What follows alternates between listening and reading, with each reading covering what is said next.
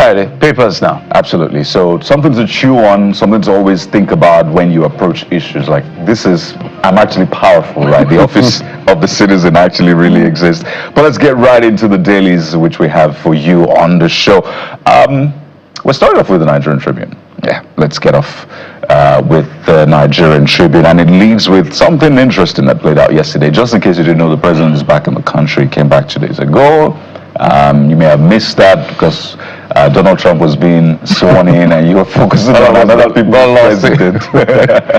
Anyway, you see Tinubu to Ogoni leaders, forget historical grievances, reconcile, directs NSA to coordinate negotiations, asks ministers, NNPC Limited, Rivers government to cooperate with NSA. I know you wanted to see, or you probably want to see another explainer in this that talks about the political situation in Rivers State, because of course we had the governor of Rivers State and the FCT minister at that meeting yesterday. But sorry to disappoint you, at least from the front pages. Spoilers alert, there's no such. But you don't know. You don't know. Some of these things may have happened, but it's a very important region. I mean, to Nigeria, not just the natural resources, but the human capital as well. I think that's something we don't talk about. We focus on just what's beneath the ground and not what's above the ground that impacts how we utilize what is beneath the ground. So you can understand why the president is having that meeting. But more importantly is how well with the resolutions from that meeting hold. Jeffrey, I think it's quite important. That's Ogoni leads. That's the road that leads to my mother's village. I grew up in the States, so I understand what exactly is going on here. For many years, exploration, exploitation has taken place, total destruction of those areas. And of course, you know what happened with Cancer, where I can't go back. So perhaps the president is saying, look, these things have happened. We need to move forward as a people. So if there's exploration, exploitation that has to take place, there are certain terms that must be agreed to. So that's why the NSA is involved. Because at the end of the day, Nigeria wants to ramp up production, and there's a lot of resources trapped beneath Ogoni land, but they can't just walk in and do the same things they were doing. Everybody has to be held accountable, and everybody has to be responsible. So perhaps the president is bringing out the Ogoni leaders, the River State government, and the leaders of the state to see how all the dots. All the T's can be crossed, you know, and everything has to be done right at this time so that we don't get back to where we're coming from. I think it's quite an important assertion he made that we must reconcile, we must move forward, we must put our grievances aside, because there are the blame games even among the Ogonis as to what led to who killed who is responsible for what. But all of that, we hope it can be resolved so that the treasure that is beneath the soil and the people themselves, as Kayode has said, will just heave a sigh of relief and enjoy the benefit of God's blessings beneath the earth. It's not a crime really to have such wealth beneath the ground. It's not a crime, but so far it looks like it's a crime. But two stories that we don't want you to miss on the front page. One is just related to this meeting, and it's at the bottom right corner of the paper. You see vandals behind Buguma wellhead fire. We reported that with our correspondent in that state. So this is from the NNPC. This is the NNPC's version of it. Say it's vandals. I know the military had also said we didn't blow this up, so it's not us. So who are the vandals? Have we apprehended them? Big questions. But then at the just to add to that before we go to that. So the community had said it is the workers or so that came to resolve something that had happened and it exploded.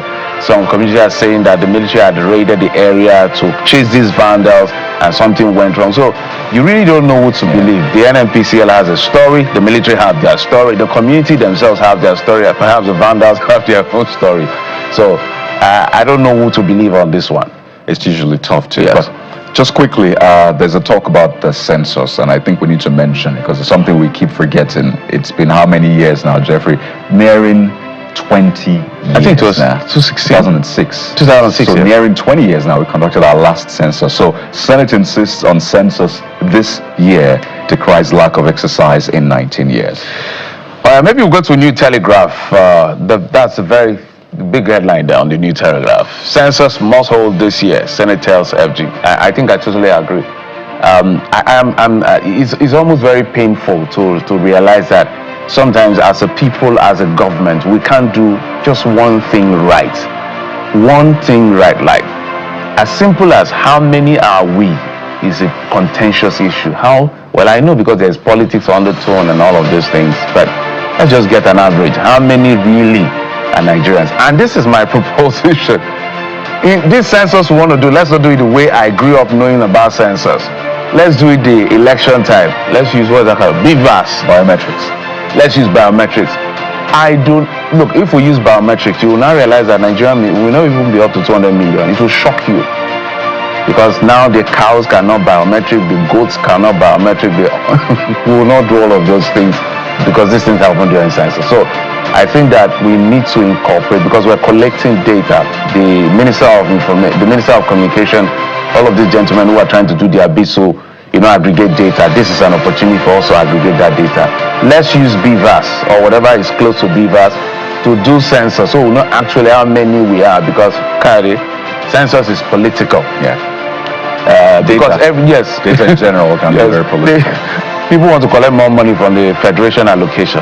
We call it federal allocation. Yeah, that's the point. Part of the VAT. Yeah, VAT. There's population so out of it. Pack it in. So, and of course, the number of seats and all of that. So, census is very political. So, the only way to botch the politics in census is technology.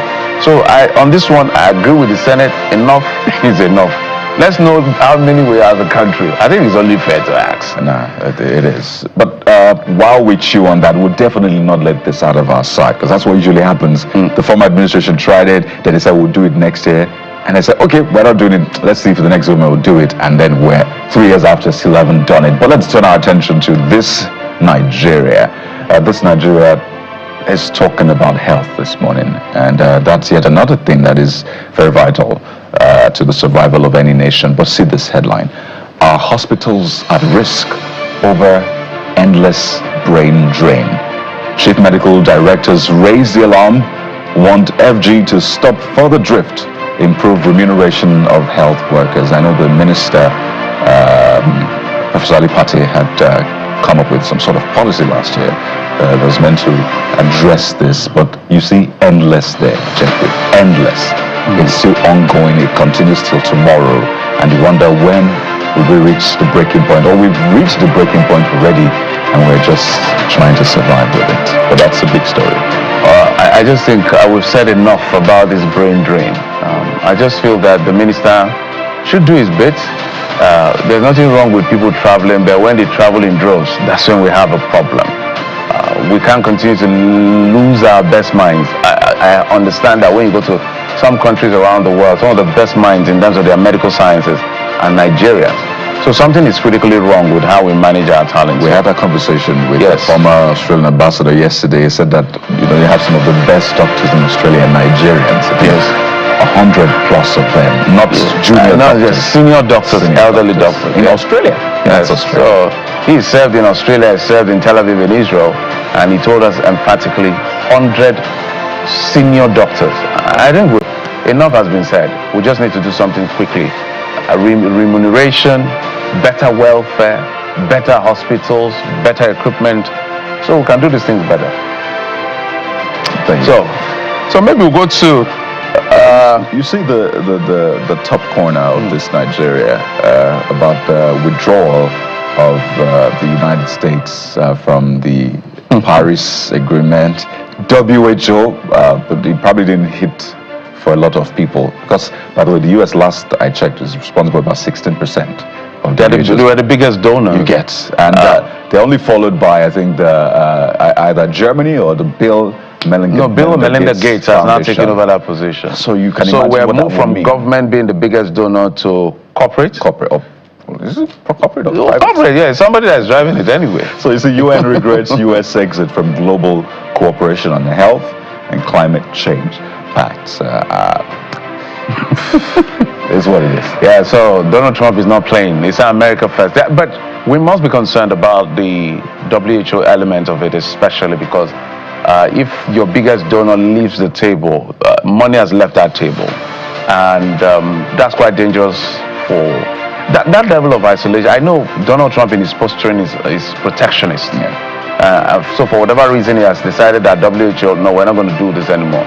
Sometimes I feel that America is losing more by just spreading money and throwing money all around. Whether his decision is short-sighted or he's doing it for the good of his people, time will tell. But all of us who are the rest of the world now have to brace up for a world without America when it comes to some of these things, like WHO, like the Paris deal that I knew from the beginning, because we asked Ayola that day, everybody has to prepare without Trump, because if you ask them to do what, to be donating that kind of amount and scale down on industrialization is something that Trump will not want to listen to. That's why we Africans are also making a case. Since we bear the brunt and you want us to transition and not even get to where you got to, then be putting down money on the table. We're asking for over $1 trillion every year. I say every month, I say every year now, I think about every year. And they did say they will do 300 billion. Just hundreds of it. About 100 or so. So the world without America, without WHO is a big deal. So everybody just has to brace up. So funding now has to be in the hands of bigger other donors like so it's Bill actually and Melinda Germany, Gates. then Bill and Melinda Gates. So America, Germany, Bill and We're Melinda even thinking Gates. that China was sneaking somewhere. China's like 12th or something. No, they may have to. China, they don't make noise. Right. They're not noise makers. So they may step it up. They'll just wake up one day and step it up, and you'll be shocked. So I like that. Faith. So the way the world works, geopolitics works, who controls the purse has a lot of power in controlling a lot of things, including outcome of investigations. Yeah. So I don't want to go to the politics of it. But you get it. But what we're going to do for you this morning is take you to the streets right now and give you a sense of what the dailies are saying as well. This newspaper stands across the country. We have Kelly Ikeja, our correspondent, is live in the Ikeja area of Lagos. This is Newspaper Review on the Streets. Kelly, where are you and what's going on there? Kayode, Jeff, Lagosians, Nigerians, good morning. Our exact location is the very popular Ikeja under bridge. If you're familiar with Lagos, you know that this is a very, very busy point. It's not a residential area, so to say, but it's a business district. And that's because, number one, Computer Village is just to my right here. The very popular Computer Village where a lot of transactions go on phones and computers and all of that. But also it's also a connecting point. Somewhere here takes you to the airport, and then to my back here takes you to areas, densely populated areas such as Akilo and Ogba, and of course Awolowo Road is so that stretch, Allen Avenue, Okwebi, and all of that. So it's a busy stretch. You can see the buses here. Lagosians are already out, up and about, ready to make a living or earn a living for today. And some people would argue that Tuesdays or Wednesdays are the most productive days. I don't know what side of the divide both of you belong to. But guys, if you want to see Nigerians who are very patriotic, one of the places to find them is the newspaper stands every morning. And we have them here, despite their busy schedules, on their way to their works and businesses. Some have had to always make out time to read the papers, see the headlines for the day, and before they take their leave to their places of work. So it's really a busy atmosphere here. But let's see if we can just do one or two newspapers before we speak to one or two persons as well. Check out the Vanguard this morning. Politicians disagree on why opposition is crumbling. That's the major headline there this morning. Underneath that, we have NLC blames Power Ministry, NERC for unending grade collapses. Those are the major stories on the Vanguard this morning, as we can see. Let's see if we can take in one or two more. I see the Tribune here as well. Yes. Tinubu to Ogoni leaders: forget historical grievances, reconcile. Of course, talking about that all-important meeting yesterday between Mr. President, the Governor of Rivers State, the FCT ministers, and of course leaders from the region, the Ogoni leaders as well. So those are like the major headlines we can grab this morning. Something on health. Let's see the Daily Trust. Something on health. The Daily Trust has something really very interesting. You can get that quickly. Yes, it says, Japa, our hospitals will be empty in 2 years. The CMD says our hospitals will be empty in 2 years. NMA judges military more favored. 16,000 doctors left Nigerians in 5 years. Really, really very disturbing concerns for Nigerians. Those are the major talking points right here this morning. Lagosians out here this morning to express their views. Let's see if we can get in one or two comments. Good morning, sir. Can you speak to us very quickly about the headlines this morning? Which particular headline are you reading? He doesn't seem interested. All right, so guys, back to you. Well, there you have it. Our correspondent Kelly Ikeja. You can tell Lagos has so much energy. You can feel that energy right here. It's really energizing. But thank you, Kelly. I can hear the usual back and forth. I don't know if it's someone trying to haggle or fight someone at the bus stop. But please stay safe, Jeffrey. Rather, Kelly reporting from the Ikeja area of Lagos. Thank you so much, Kelly. Absolutely. That is